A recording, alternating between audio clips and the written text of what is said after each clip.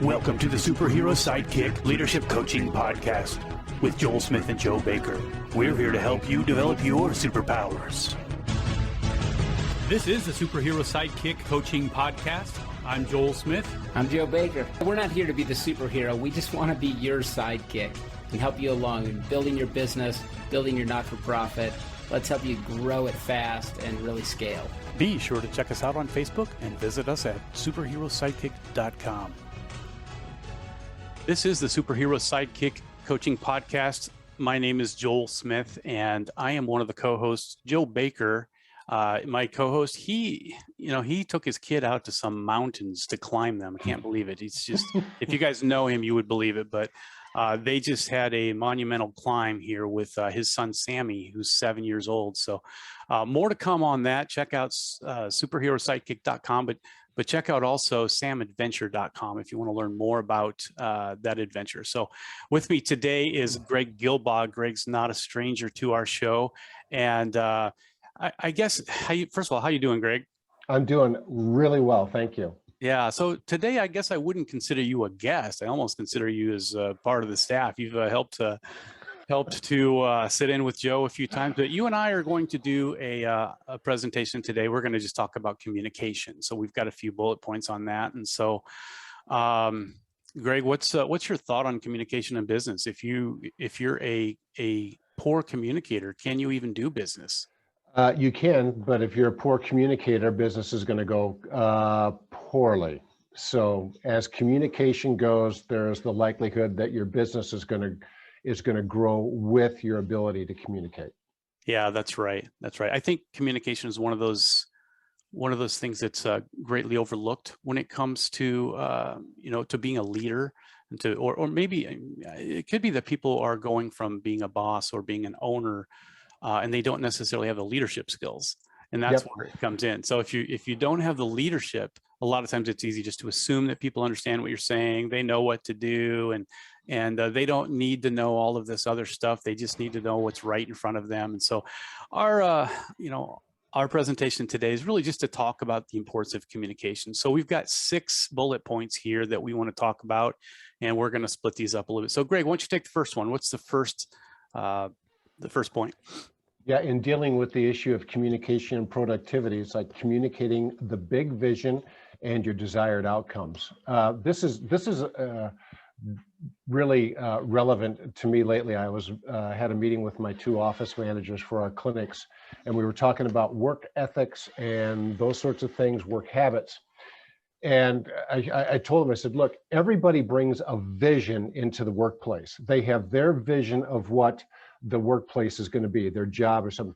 And if you don't have a vision for your business, someone else's vision is going to creep in and is going to start to drive people. And so I think as a business owner or those who are responsible for a division or the entire organization, you've got to have a really clear vision. And I know sometimes that sounds really lofty, but it's really, where do you want to go?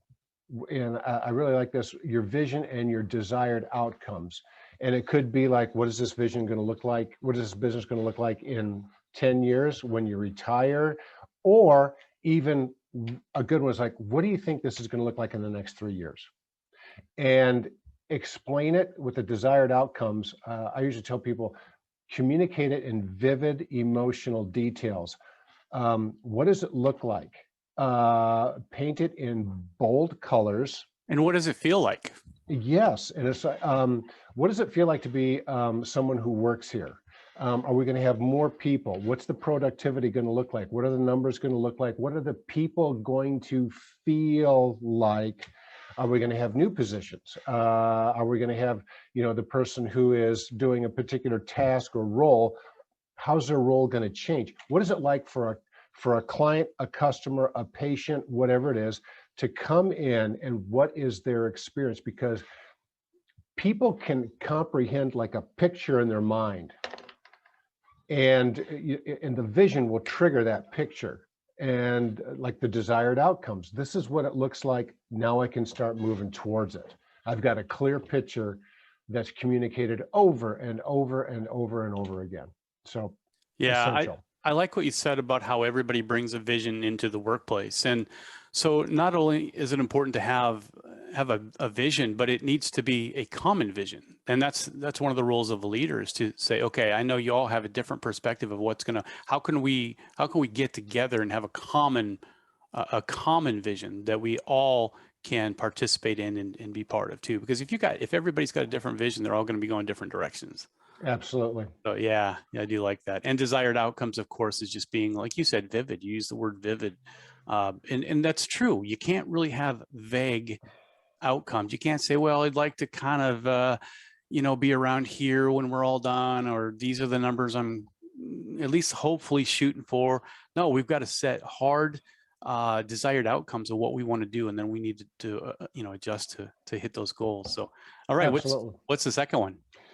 Communicating the benchmarks along the way, your short and midterm goals, your timelines, and those sort of. And again, this is why vision is so important, because if I'm going from point A to point B, that B is like, this is our desired outcome. Well, now we can start working backwards and just saying, okay, well, an easy one that I like to communicate with other business owners, like, look, a 3-year vision.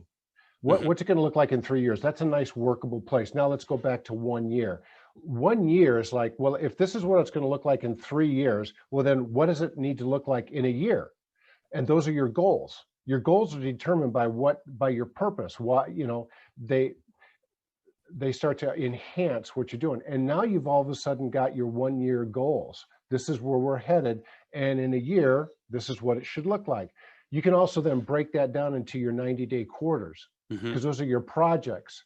You can take your 90-day quarters and break them down into weeks. And all of a sudden it's like, what I'm doing today on a Tuesday, it matters because it's in line with the project that I'm on, the goals that I've established that are now to help me to attain this vision that I've got. If you don't know where you're going, how do you know when you're halfway there? Yeah, you that's just right. Don't. Yeah, that's a great point. It's kind of like running a marathon. You'd kind of like to know when you've hit, the 5-mile mark or the 10-mile mark or whatever, and to know where you're at, Yeah. Yeah, I think that's important. How many parents have driven on a vacation or a long trip when the kid's in the back seat? Are we there yet? Because they don't understand where we're going necessarily. Grandma's house is a 5-hour drive. Right. Are we there yet? No. Halfway, we'll go through this city that's got this sign. You'll know then. Yeah. So, but the thing is that, grown-ups, we're not that much different in a lot of ways when it comes to the workplace and the long-term vision. Sometimes we just can really focus on today, and that's it. But next week and next month is just really hard to focus on. And so, it's really easy to live and work day by day and keep asking, are we there yet? Are we there yet? Because we're not really looking up, and somebody's not there in the front seat giving us an idea of where we're at on the benchmark. So yeah, I love that. So, and the next one is communicating the plan of action. Plan first, execute second, or as those skillful in construction, measure twice, cut once. right. It's going to save you a lot of waste and save you a lot of time. But the plan of action, again, is, I think sometimes people, when they think in vague terms, they really can't say, like, what's the difference between a vision and a mission? And really very clearly, your vision is where you're going. Your mission is not, how are we going to get there? And your plan of action is like, okay, how are we going to accomplish this? If you break 3 years, if you break it down to bite-sized things, it's like, this is what I need to accomplish. This is what I need to accomplish. This is what I need to accomplish. And it's good during this process, again, when you give some feedback, is like halfway through this, where they say, how satisfied are you with the progress that you are making? Someone who understands like a plan of action, that they've got it, they can say, you know what, I'm not really as satisfied with how we're going. Why not? Well, I know where I want to go. I know what it looks like. And I'm behind. I can tell I'm behind. Okay, now we can start to redirect or make some changes. But again, the great Hebrew proverb, where there is no vision, the people perish. And the word perish means literally things start to unravel. If you don't know exactly where you're going, you've got a lot of action, a lot of moving parts, but things eventually will start to unravel because it's not working towards a common goal. Everyone is doing what's right in their own mind, and in any organization, we call that chaos. Yeah, yeah. It's really natural to kind of plan as you go. You know, in the restaurant industry, we train managers, and we often have to retrain this part, the planning first and executing second, because a lot of managers want to kind of plan as they go. They plan out the first task, and then they do it, and they move on to the second task, and then they kind of plan that out, and then they do that, and before they know it, they're, you know, all the way through the afternoon, and they haven't gotten much done. Because there's so many different things.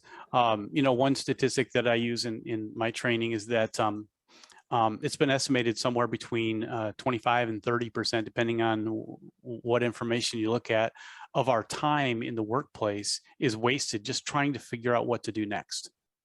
Yes. That's a ton. That's a ton Yes. of time. And so, but if we can plan that out and know how the whole day is going to go up front, then we have a plan of action, and then we don't waste that time. Then we just move from the first task to the second task to the third task. We just, oh my gosh, yes. Yeah. I had a talk. We have a new doctor in one of the clinics, and her schedule yesterday was not real full. And so I had a little meeting with her. I said, you need to plan for your unscheduled time. And she kind of looked at me and like, could you elaborate on that? And I said, this is a trick I had to learn myself early on, because when all of a sudden patients aren't there, my schedule kind of falls apart, and I've got this open time, like you said. All right, what do I do next? What do I do next? So I said, write down about 5 or 6 things, so that's like, when I have time, I need to work on these things, so that when all of a sudden, like, I have an opening in my schedule, I don't know exactly, go back. Now you've got things that have been wisely planned out to carry you forward. Now you don't have to say, like, what should I do next? There's a list. Pick something, and you don't get caught in that 20 to 30% time of chasing your tail, trying to figure out what next. There's a law called Parkinson's law. Have you ever heard of that? Yes. It basically says that that your task will expand to take up the time that you've given to it.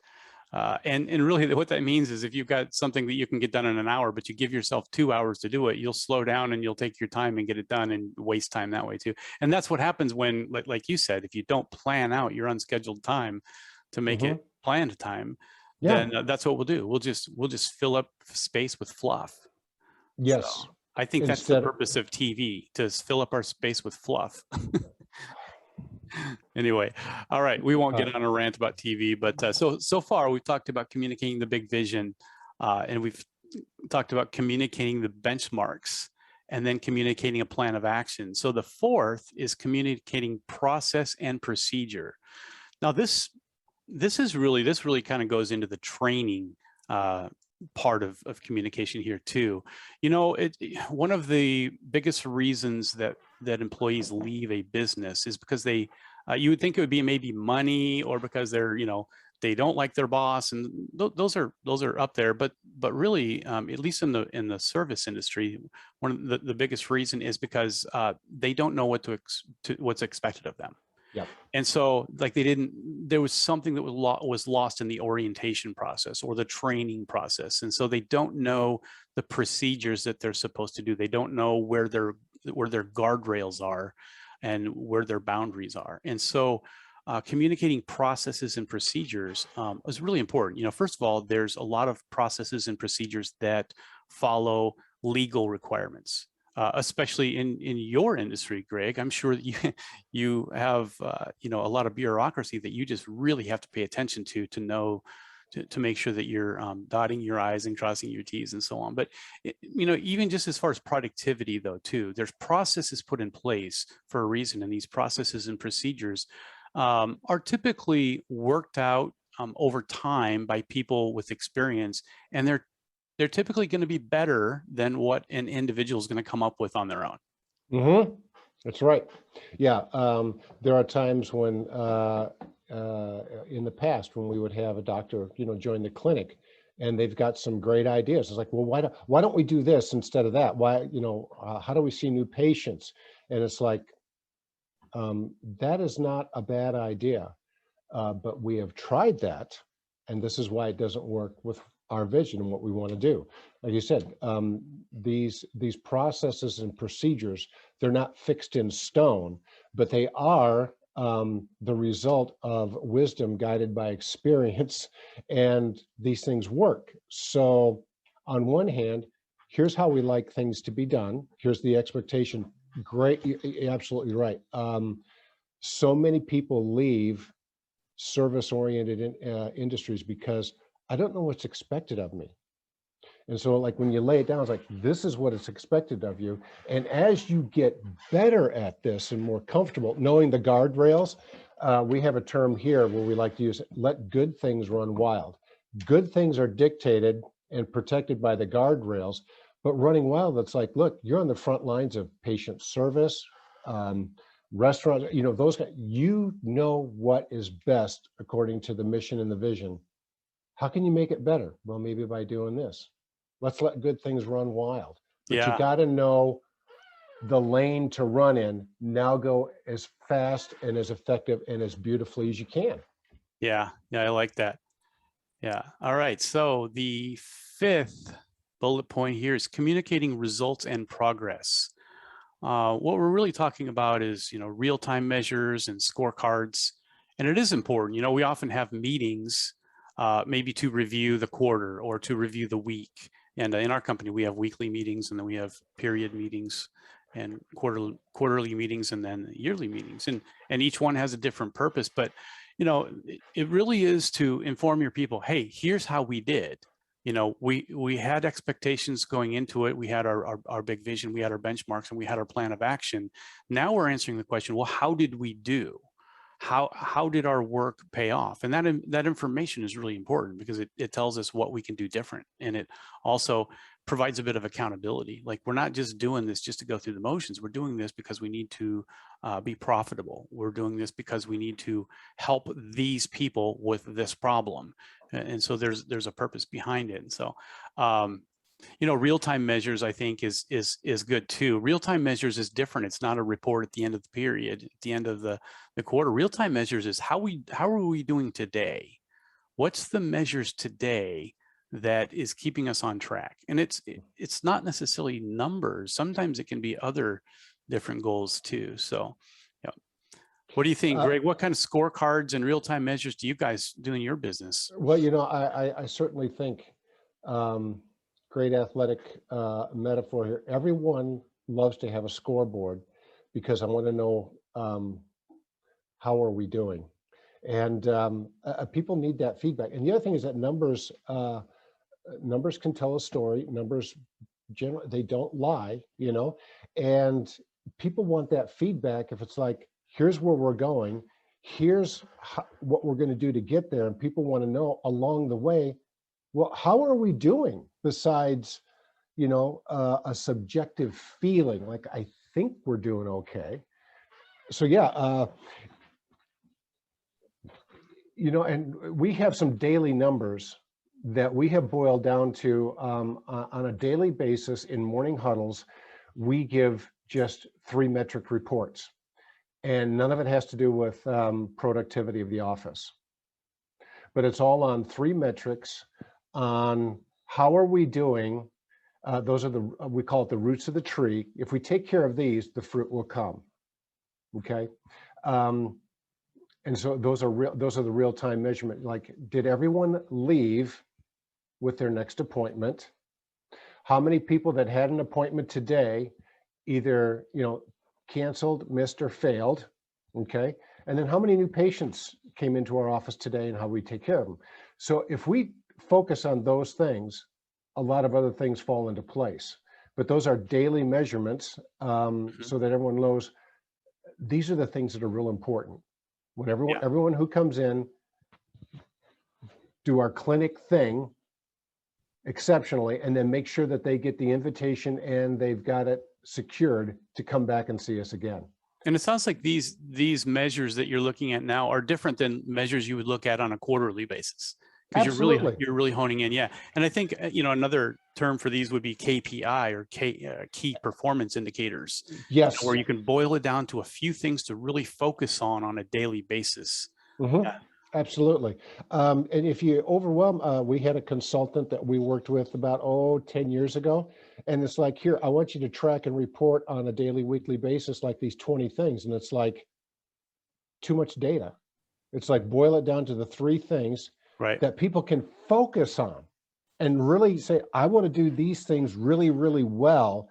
And that'll impact everything else. And I think that's when you get to know your business really well. Yeah, when you have those umbrella ideas that you're focused on, several other things just come automatically. It's like a domino effect. Yeah. And people can feel, hey, I think we're doing a great job. It's like, but the numbers show something different.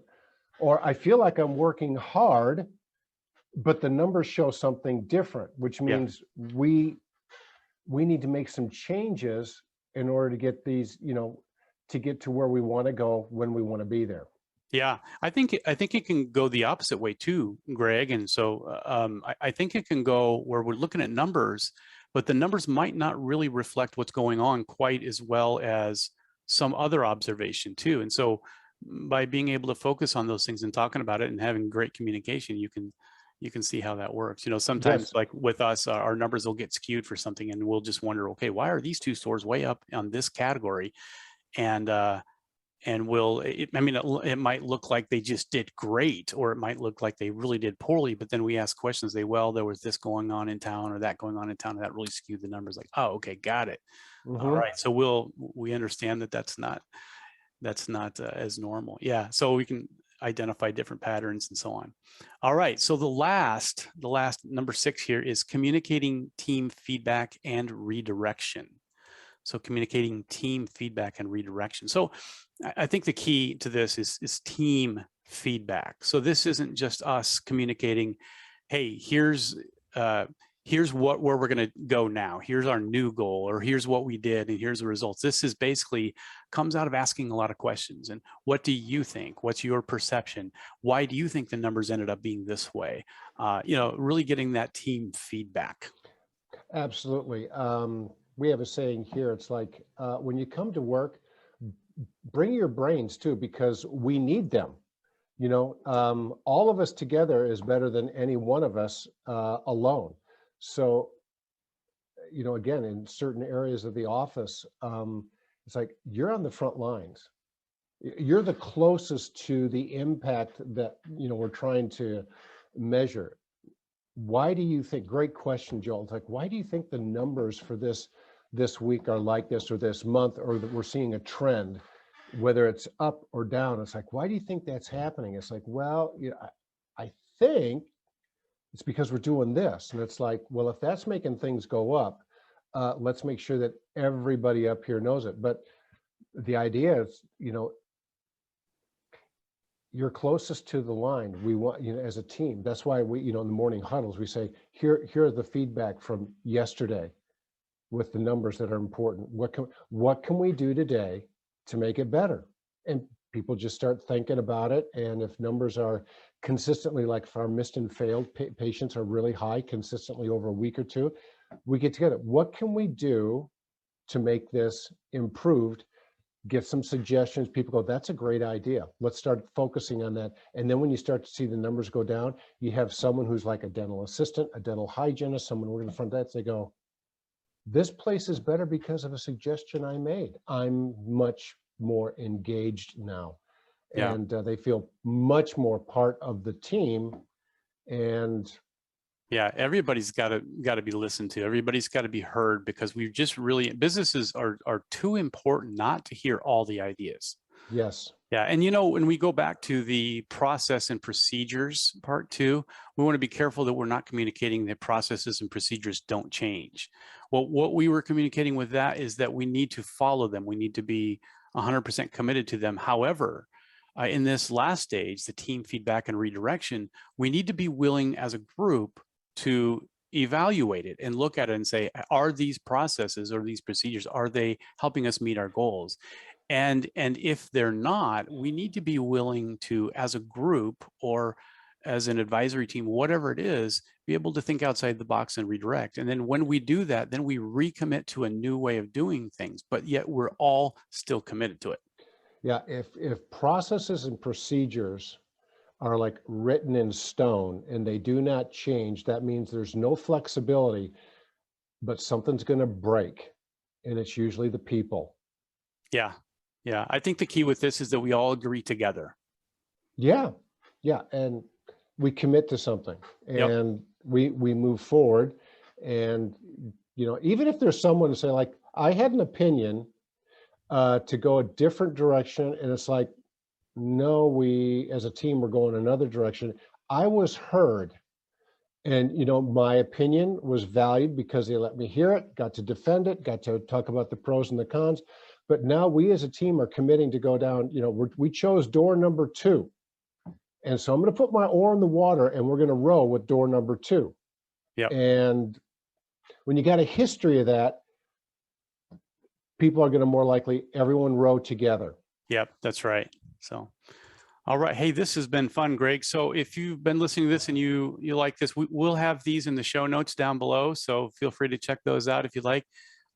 We just kind of made these up on the spot, so feel free to steal them and use them any way you'd like. So Greg and I are coaches, as well as Joe, my co-host, who's not on the show here today. And we love coaching. We love to help people grow and develop their leadership, develop their ability to think better and to lead better and just to be better. And so if you're interested in coaching, Greg, how would they get a hold of you to learn more about what you do?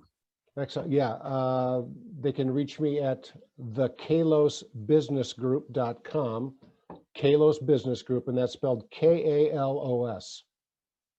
Excellent. Yeah, you can reach out to Joe Baker if you're interested in marketing and fundraising, particularly. He's terrific at that, and that's his passion. Go to superherosidekick.com and check out Joe. If you're interested in leadership and empowerment coaching, please check out my website, joelsmithcoach.com. We would love to hear your comments on the podcast. We'd love to have you subscribe so you can get reminders of these all the time. So please check us out a little bit more, and we'd love to hear from you. So, hey, thanks, Greg. We're going to do the second half of this coming up on the next podcast. We're going to be talking about communication in terms of relational and soft skills. So I hope you all join us for that. So, excellent. Pleasure to be with you, Joe. Yep. Thanks, everybody.